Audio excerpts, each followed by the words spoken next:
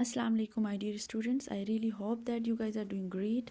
Today we are going to have a discussion on presentation skills.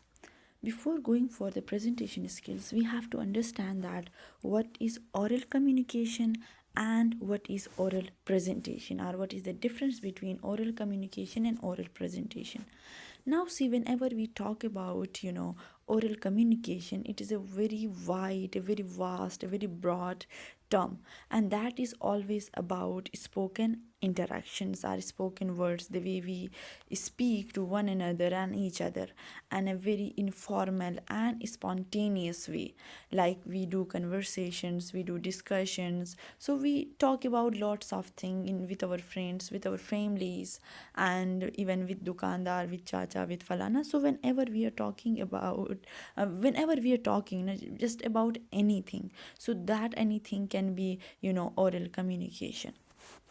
When it comes to oral presentation, that is more formal and that is more structured type. Why? Because you can see that it is also oral, definitely you're talking to your audience, but typically it is always prepared, you do preparation for it. But in comparison to oral communication, we don't practice, right? We suddenly meet each other and we say hello, hi, assalamu alaikum, and then we start conversation. So there is no pre-planning for that. That is very spontaneous and very informal way.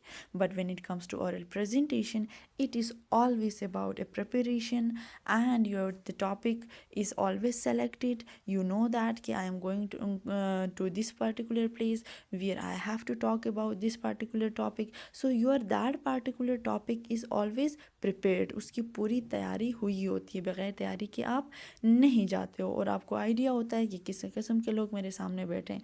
तो दोनों oral हैं, whether it is communication और presentation. But when it comes to presentation, ये informal नहीं, ये formal होता है, और आप उसकी बाकायदा तैयारी करके जाते हो.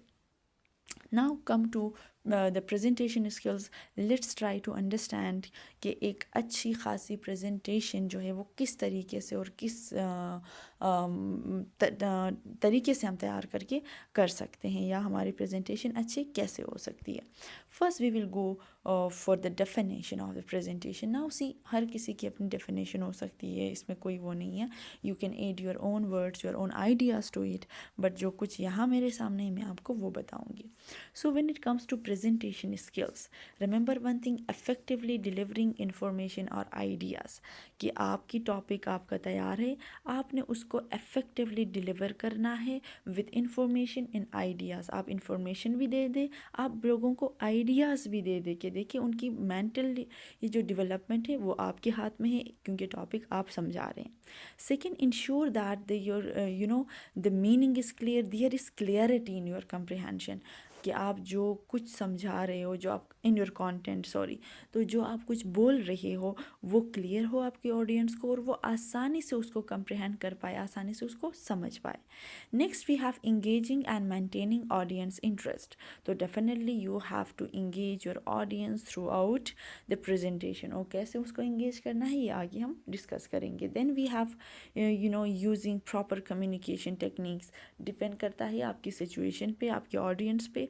तो उस टाइम पे आपने वो कम्युनिकेशन टेक्निक्स जो है अडॉप्ट करने हैं, जिससे आपका मैसेज क्लियरली आपके ऑडियंस तक पहुंच सके.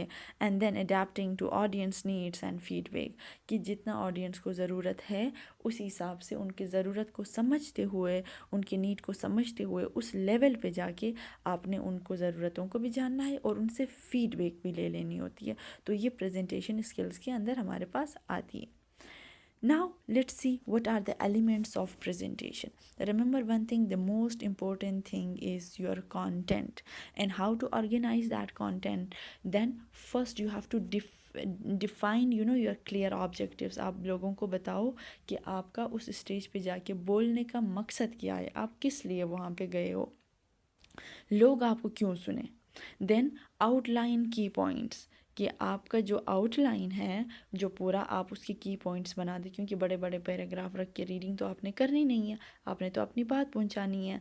Then in your content you have to develop a logical and coherent narrative flow. जो आपकी नरेशन है वो 1 2 3 4 जाए या ABCD जाए, ना कि ADFGPQMLN. किसी को समझ नहीं आएगी. तो there must be logical flow, कि आप जंप ना मारे एक आइडिया से दूसरे पे, आप slowly and gradually her idea के बाद उसको लॉजिकल वे में लेकर जाएं.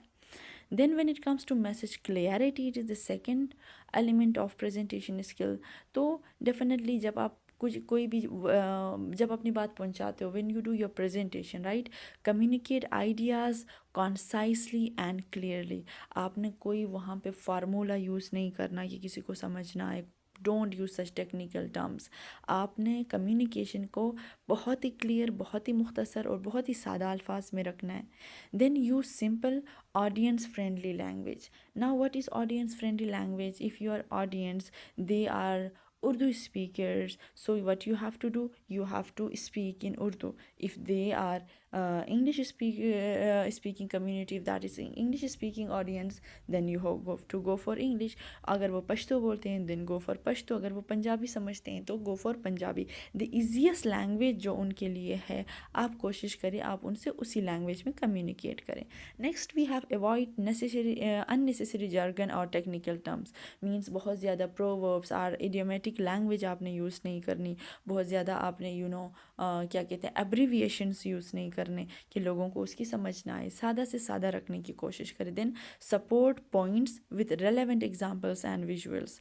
अब जब अगर आप कोई वीडियो दिखा रहे हो अपने प्रेजेंटेशन के बीच में, कोई पिक्चर दिखा रहे हो, रिमेंबर वन थिंग, आप जो बोल रहे हो वो एग्जाम्पल भी उससे लिंक्ड होनी चाहिए.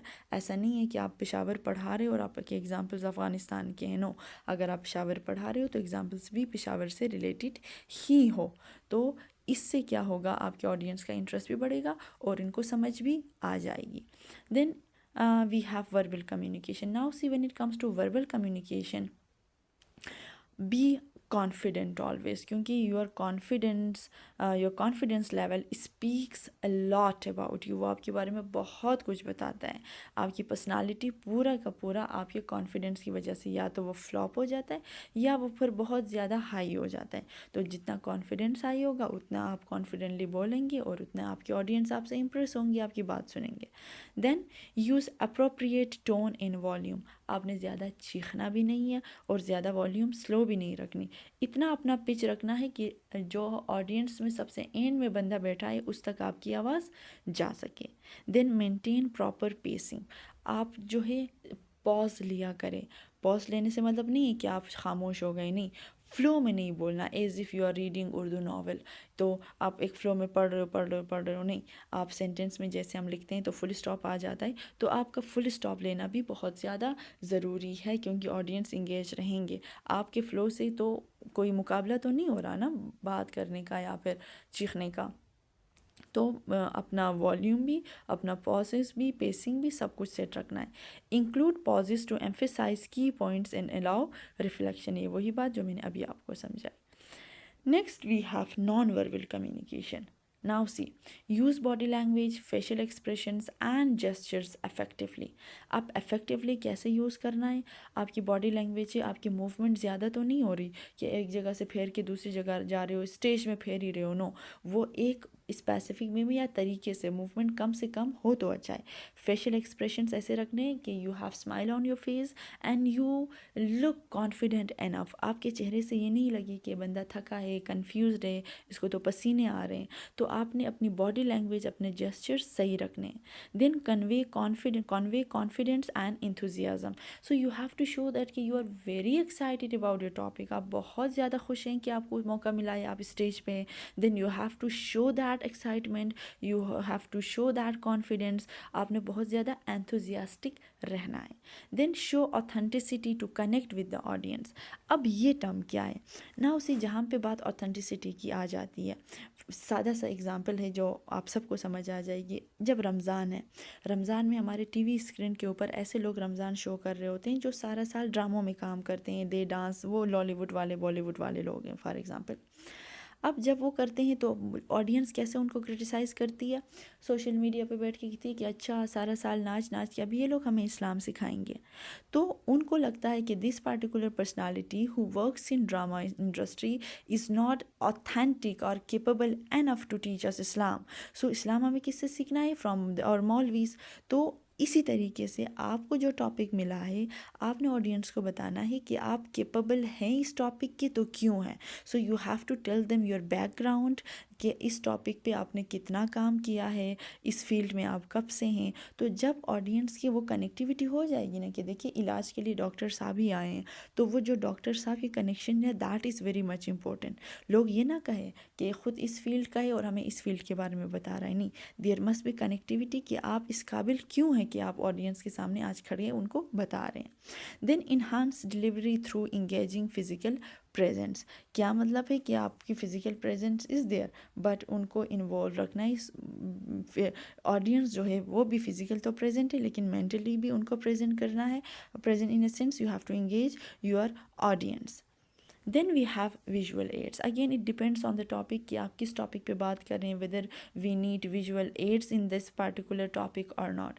जहाँ पे विजुअल एड्स की बात आती है, आप पिक्चर्स यूज़ करते हैं, आप चार्ट्स यूज़ करते हैं, मल्टीमीडिया के through you show some pictures and videos, right. Design clear, relevant and visually appealing slides और multimedia.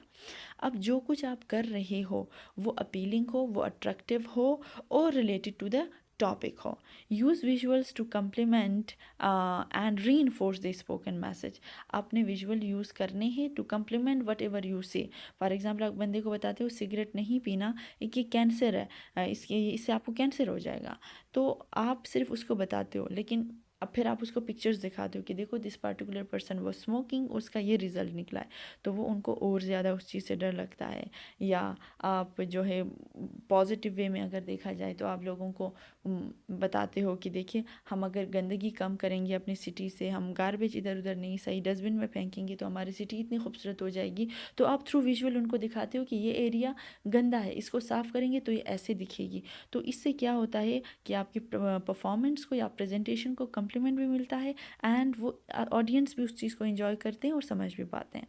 Then enhance audience understanding with well structured visual support, वही जो अभी हमने डिस्कस की।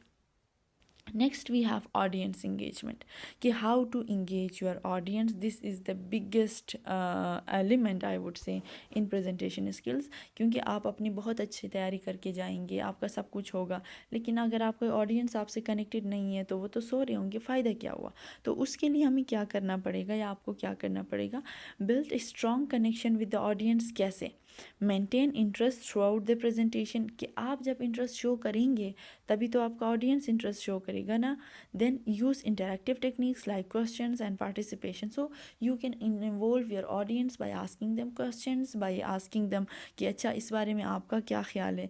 और अगर वो खुद हाथ उठा के पार्टिसिपेट करना चाहते हैं, you must not stop them कि चलिए सब्र करें आखिर में सवाल पूछे। नहीं, ये आखिर में सवाल पूछना is not a good thing, क्योंकि बंदा बीच में कन्फ्यूज है तो उसको बीच में क्लियर करके जाओ ना भाई, आखिर तक तो वो सवाल भी भूल जाएगा। तो अगर कोई हाथ उठाता है आपके ऑडियंस में, you must stop and take his or her question. उससे क्या होगा, आपके ऑडियंस इन्वॉल्व रहेगी। Then incorporate storytelling to create a dynamic atmosphere. So whatever you are talking about, आपकी जो आपका टॉपिक है उससे लिंक्ड आप स्टोरीज़ बताए, और वो स्टोरीज़ 1450 साल पहले की ना हो। कोशिश करें वो स्टोरीज़ जो हैं वो उसी जनरेशन के क्या कहते हैं सदी में हो रही हो, उसी एरा में वो चीज़ें हो रही हों, क्योंकि हम वही चीज़ ज़्यादा समझते हैं जो चीज़ हम बाहर देखते हैं। तो आपके एग्जांपल्स जो हैं वो रियल वर्ड कनेक्टेड एग्जांपल्स हों, और जो आपके ऑडियंस है उनको उन एग्जांपल्स से आसानी से समझ आ जाए। Next we have time management. This is very much important. So how to manage time during presentation? So then ensure the presentation fits within the allotted time frame. अब क्या है कि आपको फॉर एग्जांपल 20 मिनट्स मिले हैं to complete your presentation, तो कोशिश करिए आपका कंटेंट उसी हिसाब से तैयार हो। Pace delivery effectively for smooth flow. Allocate adequate time to each section. Adjust timing as needed during the presentation. अब यहाँ तक तो ठीक है, ये जो टर्म है एडजस्ट टाइमिंग, फॉर एग्जांपल जैसे यहाँ पे मुख्तलिफ कहाँ गया, किधर है, यस ओके, टाइम टू हाँ, सेक्शंस की जो यहाँ पे बात हो रही है। फॉर एग्जांपल आपके कंटेंट के अंदर 5 सेक्शंस हैं, आपने हर एक सेक्शन के लिए 5 रखी। अब 5 सेक्शन का 25 मिनट्स हो गए, लेकिन जो थर्ड सेक्शन है उस पे आके ऑडियंस इन्वॉल्वमेंट ज़्यादा हो गई, वो 5 मिनट्स की बजाय 10 मिनट्स पे चली गई। लेकिन उस बीच में आपने क्या करना है, अपने टाइम को एडजस्ट करना है। नीचे जो फिर पोर्शन है वो 3 मिनट्स दे दें, ताकि आपकी जो टाइम है वो कम से कम वेस्ट हो, और जो मतलब वो टाइम एक्सीड ना करे। और दूसरी बात क्या है, वो जो आपकी बात है जो आप चाहते थे कि ऑडियंस तक पहुँचे, वो भी आप पहुंचा सके। तो टाइम को एडजस्ट करना फिर प्रेजेंटर के अपने हाथ में होता है, लेकिन कोशिश करिए अगर एक पॉइंट के अंदर टाइम ज़्यादा लग रहा है तो उसको दूसरे पॉइंट में जाके एडजस्ट करने की कोशिश करें। Next we have adaptability, right. When it comes to adaptability, remember that आपका जो कंटेंट है, tailor presentation style and content to different audiences. क्योंकि एक ही बात होती है, वो बच्चे अलग तरीके से समझते हैं, वो बड़े अलग तरीके से समझते हैं, वो जो एजुकेटेड है वो उसको अलग तरीके से समझते हैं, जो इलिटरेट है वो अलग तरीके से समझते हैं। तो जो भी प्रेजेंटर है उसको ऑडियंस की साथ एडेप्टेबिलिटी बहुत ज़्यादा ज़रूरी है, कि ऑडियंस के लेवल पे जाके उनको समझाए। Then assess and respond to audience needs and interest, कि देखिए आपकी ऑडियंस की नीड क्या है, उनका इंटरेस्ट क्या है, आपने उस इंटरेस्ट से मीटअप ज़रूर करना है। आपका उस इंटरेस्ट तक पहुंचना बहुत ज़्यादा ज़रूरी है, क्योंकि आप अपने इंटरेस्ट को आगे बढ़ाएंगे, उनको तो समझ में आने से रही, तो ये चीज़ जो है इफ़ेक्टिव प्रेजेंटेशन फिर आपकी नहीं हुई। Adjust approach to maximise engagement and understanding. Then we can say that, see, when it comes to presentation skill, it requires practice, preparation and self-awareness. Practice of your content, preparation भी of your content, कि आप उसको present कैसे करेंगे, and self awareness, कि आपको पता होना चाहिए कि मैं कितना पानी में हूँ, मुझे कितना और सीखना है, और मुझे क्वेश्चंस वगैरह को डील कैसे करना है।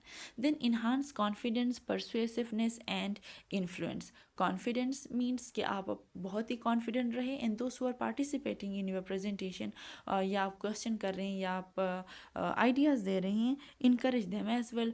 परसुएसिवनेस और इन्फ्लुएंस, आप वो पर्सनली भी आप उस चीज़ से ख़ुद भी सीखें और लोगों को भी ज़रा इन्फ्लुएंस करें, लोग your audience, right. Then valuable in both professional and personal setting. ये दोनों, ये जो बातें हैं ऊपर की दो, ये प्रोफेशनल सेटिंग के लिए भी और पर्सनल सेटिंग के लिए भी बहुत ज़्यादा ज़रूरी है। Now let's go for the structure of presentation. Now see, when it comes to structure, we have introduction, and this is how you can introduce yourself, कि आप ऑडियंस को हेलो हाय, जो भी आपका उनका तरीका है, वो जिस किसी भी कम्युनिटी से बिलोंग करते हैं तो उस कम्युनिटी की ग्रीटिंग आप यूज़ कर सकती हैं। Then introduce the topic and objectives, बताइए कि आप आज यहाँ पे क्यों आए हैं, आपका टॉपिक क्या है और आपके ऑब्जेक्टिव्स क्या हैं, आप क्या अचीव करेंगे या ऑडियंस को उससे क्या फ़ायदा होगा। Then provide an overview of the main points. When it comes to body, present the key points logically and coherently, वो लॉजिकल कनेक्टिविटी वहाँ पे हो। Support with examples, data and visuals. Maintain clear transition between sections, के एक से दूसरे में jump नहीं मारना, अच्छे से ट्रांजिशन आप ये यूज़ करने हैं। Then conclusion, in conclusion you can summarise the key takeaways or key points which you have discussed in your presentation. Then restate the main message or call to action and the memorable closing statement. And question answers depend करता है applicable है कि नहीं है, so you have to welcome the questions as well as you can provide good and or you can say clear and concise answers. Now see, when it comes to introduction, here grab attention, कि आप stage पे जाए घबराए हुए हो, टांगें आपकी कांप रही है और कुछ समझ नहीं आ रहा, तो डेफिनेटली ऑडियंस क्या करेंगे, वो अटेंशन देंगे, हाँ मजाक तो ज़रूर बनाएंगे। तो you have to grab their attention with a good and be very much vocal and be very much confident, and then state the purpose कि why you are on the stage, what is the reason, and then establish credibility, जिसको हमने previously discuss किया, कि लोगों को पता हो कि आप इस टॉपिक पे बात कर रहे हैं तो आप केपेबल है कि नहीं है, ये टॉपिक आपसे संभाली जा सकती है या नहीं संभाली जा सकती। तो डेफिनेटली संभाली जा सकती, तो उनको बताना है कि yes, I am confident enough, I am educated enough, I have the credibility to talk about this point. अब फॉर एग्जांपल मैं इंग्लिश टीचर हूँ आप लोगों की, आप लोग नर्सिंग के स्टूडेंट्स हैं, राइट। अब मैं अगर आपको बताऊँ कि नर्सिंग से रिलेटेड कोई सब्जेक्ट, मुझे नहीं पता कौन कौन से सब्जेक्ट होते हैं बाय द वे, तो वो मैं पढ़ाऊँ तो कहेंगे क्या कि मैडम तो इंग्लिश पढ़ के हमें नर्सिंग सिखा रही है, तो वो क्रिटेबिलिटी का टर्म वहाँ पे ख़त्म हो गया ना। तो अगर मैं इंग्लिश छोड़ के आप लोगों को इस्लामियात पढ़ाने लगूँ, फिर भी आप लोग कहोगे अच्छा मैडम की डिग्री इस्लामियात में है कि इंग्लिश में। सो वो क्रिटेबिलिटी शो करना बहुत ज़्यादा ज़रूरी है कि जिस टॉपिक पे आप बात कर रहे हो आप उसके काबिल हो कि नहीं हो। Then where you have your agenda, your outline, provide an overview, outline the main points or sections that will be covered in the presentation कि किन किन बातों पे बात करनी है. This helps set expectations and provides a roadmap for the audience to follow. Then we have body and main point जिसको हमने again and again discuss किया. Develop key points, use visuals, transition smoothly. Then we have summary and recap जिसको भी हमने at the end you have to summarize the main points whatever you have discussed, and with the conclusion close it with a good word, कोई quotation या फिर कोई good message के साथ, and then you can have question answers and discussion. और end में आप उनको थैंक यू बोल सकते हो। अगर कोई सवाल रहता है, कोई बातें रहती है, तो आप उनको अपना कॉन्टैक्ट इन्फॉर्मेशन दे सकते हो। प्रोफेशनली देखा जाए तो आप अपना ईमेल दे सकते हो, अगर किसी को कोई कन्फ्यूजन है, कोई सवाल है, कोई आइडिया शेयर करना है, तो इस पार्टिकुलर ईमेल पे मुझे ईमेल कर सकते हैं। Now see remember the structure of presentation should be tailored to the specific topic, audience and time constraint. तो हमेशा ये जो पीछे हमने स्ट्रक्चर डिस्कस किया, ज़रूरी नहीं कि हमेशा ये फॉलो हो, वो डिपेंड करेगा कि टॉपिक आपका क्या है, ऑडियंस आपकी किस टाइप की है और करना क्या है। नाउ सी जो सबसे बड़ी बात है, stage fright and it's antidote. ये जो स्टेज फ्राइट है ये सबको होता है, सबको इससे एनजाइटी होती है कि इसका आप क्या करना है। Let's see. Now see, when it comes to stage fright, also known as a performance anxiety, यार मेरी तो प्रेजेंटेशन है, पता नहीं मेरा क्या बनेगा, पता नहीं लोग मुझे दफना भी देंगे कि फेंक देंगे। Like we have thousands and multiple thoughts in our minds कि यार पता नहीं क्या होगा, तो होता तो कुछ भी नहीं है बहरहाल। सो प्रेजेंटेशन एनजाइटी, या इसको स्टेज फ्राइट भी कहते हैं, परफॉर्मेंस एनजाइटी भी कहते हैं, या presentation anxiety is the feeling of nervousness और fear that arises when speaking और performing in front of an audience. जब भी पब्लिक स्पीकिंग की बात आती है, दिस हैपन्स नो मैटर आप कितने एक्सपीरियंस्ड हो। If you are having new audience तो आपको थोड़ी बहुत झिझक या हिचकिचाहट या नर्वसनेस होती है। So it can manifest as physical symptoms like trembling, sweating, a rapid heartbeat, or mental symptoms such as a blank mind, कि आप पूरी तैयारी करके स्टेज पे गए और वहाँ पे देखा सारा कुछ भूल गया। So difficulty concentrating, a fear of being judged, सबसे बड़ा मसला हमारा ये है, a fear of being judged, कि यार लोग क्या कहेंगे अगर मुझसे गलती हुई तो, और बीच में लोग आपको जानते भी नहीं होते, right? While stage fright is a common experience, there are several antidotes or strategies that can help individuals manage and overcome it. तो definitely हमने डिस्कस किया कि होता है, स्टेज एनजाइटी होती है, परफॉर्मेंस एनजाइटी होती है, प्रेजेंटेशन से आपको टेंशन होती है, लेकिन उसके भी कुछ रास्ते होंगे ना वहाँ से निकलने के लिए। So let's study those antidotes, कि ऐसा हम क्या करेंगे कि हमारी एनजाइटी जो है वो कम से कम हो। First, surely prepare your presentation. तो definitely preparation is very important. Preparation नहीं होगी तो एनजाइटी क्या, डिप्रेशन भी हो सकता है, बंदा बेहोश भी हो सकता है। तो preparation is very much important. Then visualise success, आपने सोचना है कि yes I am the one, I will win it. आज का दिन मेरा है, मैंने स्टेज पे जाना है और मैंने बोलना है। तो आपने माइंड में अपना एक विजुअलाइज करना है कि yes I am the winner of today, ये आपके माइंड में ज़रूर हो। Then deep breathing and relaxation techniques, कैसे प्रैक्टिस डीप ब्रेथिंग कि अच्छा सब कुछ अच्छा होगा, अंदर सांस लेना है, बाहर लेना है, प्रोग्रेसिव मसल्स रिलैक्सेशन के फिजिकली आप फिट हो। Then positive self talk and reframing. अब पॉजिटिव सेल्फ टॉक क्या है, रिप्लेस नेगेटिव थॉट्स, कि यार मुझे नहीं आता से मुझे सब कुछ आता है, मुझसे नहीं होगा से मुझसे होगा, आई am the best for it. मुझे यार इसको तो ज़्यादा इसने अच्छा किया, मेरा तो तैयार भी सही नहीं है, नहीं इसने अच्छा नहीं किया, मैं इससे बेहतर, इसने अच्छा किया ठीक है, मैं इससे बेहतर या बेहतरीन करूँगा। तो जो नेगेटिव थाट्स है उसको रिप्लेस करना है पॉजिटिव थाट के साथ। रीफ्रेम एनजाइटी एज एक्साइटमेंट, कि एनजाइटी होती होती ना सोच कि यार क्या बनेगा मेरा क्या होगा, तो उससे अच्छा है कि आप एक्साइटेड हो जाओगे। ये नहीं है कि आज मेरी प्रेजेंटेशन है, ये होना चाहिए यस आज मेरी प्रेजेंटेशन है and I am going to make it, I am going to win it. तो आपकी नहीं एंजाइटी को एक्साइटमेंट में चेंज करना है कि आज मुझे मौका मिला इस स्टेज पे जाने का और आज मैं ज़बरदस्त काम करूँगा। देन विजुअलाइज सपोर्टिव ऑडियंस, क्योंकि ऑडियंस में कोई तो आपका दोस्त बैठा होगा, आप इतने भी तो गरीब नहीं हैं कि आपके कोई दोस्त ना हो। तो उनको जो फ्रेंडली ऑडियंस है वो आपको वहाँ पे भी इनकरेज करेंगे, आपने ये भी करना है कि these are there for me, तो वो सपोर्ट आपको नज़र आना चाहिए। आप फिर आ जाए तो अच्छी बात है, ना आए तो कोई मसला नहीं, लेकिन आए तो अच्छी बात है। देन इंगेज द ऑडियंस कैसे करना है, तो हमने प्रीवियसली डिस्कस किया। Connect with individuals, focus on sharing value. Focus on sharing value क्या, अच्छा आपके गांव में पानी नहीं आता यार, सेम हमारे गांव में भी पानी नहीं आता। अब ये नहीं कहना अच्छा आपके गांव में आपके लोगों के साथ ये बुरा होता है, ओफो हम तो बड़े खुश हैं यार अपने इलाके से, नहीं। आप ये नहीं है कि आप बुरी जगह रह रहे हो या आपके वैल्यूज़ बुरे बुरे हैं नॉर्म से, नहीं, सबके अपने अपने होते हैं। लेकिन जब हम कनेक्टिविटी करते हैं ना, अच्छा ये आपके यहाँ भी होता है हमारे यहाँ भी होता है, तो उससे वो सेंस ऑफ कनेक्शन जो है वो स्ट्रांग हो जाती है कि अच्छा हम तो तकरीबन सेम ही है। तो इस तरीके से आप किसी के साथ कनेक्ट करना चाहते हो तो उसके कल्चर को अडॉप्ट इन सेंस अडॉप्टेबिलिटी उसके अंदर हो कि शेयर्ड वैल्यूज़ हो। अच्छा आप लोग यहाँ भी मुँह से खाना खाते हैं, हमारे यहाँ भी लाइक इस टाइप के। सो करना क्या है कि शेयर्ड वैल्यूज़ जो है, sharing value, that is very much important. उसके बाद डेफिनेटली आपकी आ जाती है practice. Practice in a sense, why don't you start with a smaller group. Smaller group के अंदर क्या है, आपके फ्रेंड्स है, आपकी फैमिली है, आपकी सपोर्टिव कोलीग्स हैं, तो उनके सामने प्रैक्टिस करें और उनसे पूछे कि मुझे फीडबैक दे दो, मुझसे गलतियाँ हो रही हैं कि नहीं हो रही। Then gradually expose yourself to a larger और मोर फॉर्मल ऑडियंस। फिर increase the complexity of your presentation as your confidence grow. Practice regularly to refine your skills and build comfort with speaking in front of others. तो ये सारी चीज़ें आपने करनी है किसी भी हाल में। अब जब आप स्मॉल जगह से प्रैक्टिस करके आगे जाएंगे तो वो प्रैक्टिस और इंशाल्लाह एट द एंड वो बहुत बेस्ट हो जाता है। Then seek support and feedback, ये बहुत ज़्यादा ज़रूरी है। सपोर्ट मिले ना मिले लेकिन फीडबैक ज़रूर लेना है आपने।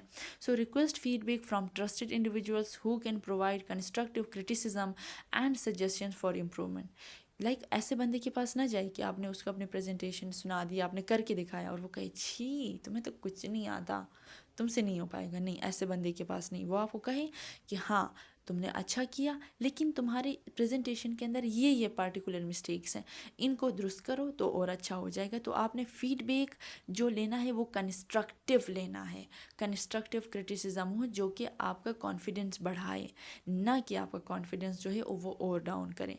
So this helps identify areas of growth and build confidence in your abilities. तो डेफिनेटली जब आपको पता चलेगा, अब वो कंस्ट्रक्टिव क्रिटिसिज्म मिलेगी तो डेफिनेटली आपको समझ आ जाएगा कि these are my mistakes and I have to fix them. So at the end, remember that overcoming stage fright is a gradual process. Gradual process in a sense कि it does not happen overnight. वो एकदम से नहीं होता, with practice से होगा। किसी को 1 महीना लगेगा, किसी को साल, डिपेंड करता है कि how usually the person practices। तो जितना ज़्यादा आप प्रैक्टिस करेंगे उतनी जल्दी आप उस चीज़ से निकल पाएंगे। By implementing these antidotes and regularly exposing yourself to public speaking opportunities, you can gradually build confidence, reduce anxiety and become a more effective and engaging presenter.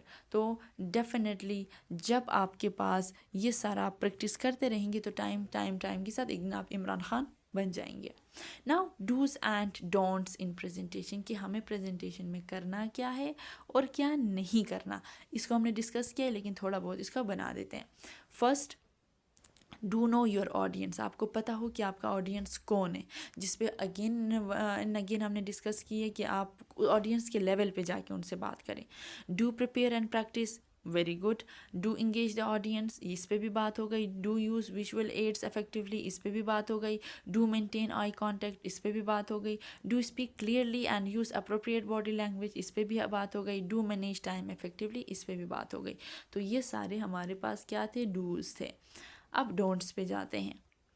Don't read directly from slides और notes. बहुत गंदा लगता है कि कहेंगे अच्छा ये तो सिर्फ रीडिंग करने आया था। नहीं, don't ever do that. Explain करिए, अपने आप को सामने रखिए, अपने अंदर का बता दे कि yes I have the talent to speak upon such topics.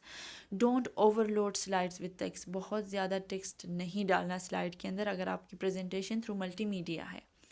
Don't rely too heavily on slides और प्रॉप्स, कि आपको हर वक्त स्लाइड की ज़रूरत ना पड़े कि बस मुझे देख के पढ़ना है। आप बगैर देखे भी आपको पॉइंट्स याद हो कि इसके बाद मुझे ये बोलना है, इसके बाद ये बोलना है। डोंट रश और स्पीक टू सॉफ्टली। ना आपने बहुत तेज़ बोलना है, ना आपने बहुत सॉफ्ट बोलना है, मेंटेन रखनी है। Don't disregard non verbal cues, कि नॉन वर्बल का भी आपने बहुत सही तरीके से यूज़ करना है, उसमें कोई मसला ना हो। डोंट इग्नोर ऑडियंस क्वेश्चंस और फीडबैक, ये ज़रूरी है। Never ignore it. ख़ुद को अलावा समझने की ज़रूरत नहीं है। आपके ऑडियंस के क्वेश्चन भी ले ले और उनसे फीडबैक भी ले ले, देखिए कि वो आपके सुनने के बाद आपके बारे में क्या सोचते हैं। डोंट एक्सीड टाइम लिमिट, जो आपकी टाइम लिमिट है वो एक्सीड ना करें। So student, this was all about presentation skills, जिसके अंदर हमने प्रेजेंटेशन के elements, then the structure, then the stage fright और उसके antidotes, and after that we discuss do's and do nots of our do's and don'ts of the, you can say, presentation. So I really hope that the topic is clear to you. Thank you so much for your time. Take care.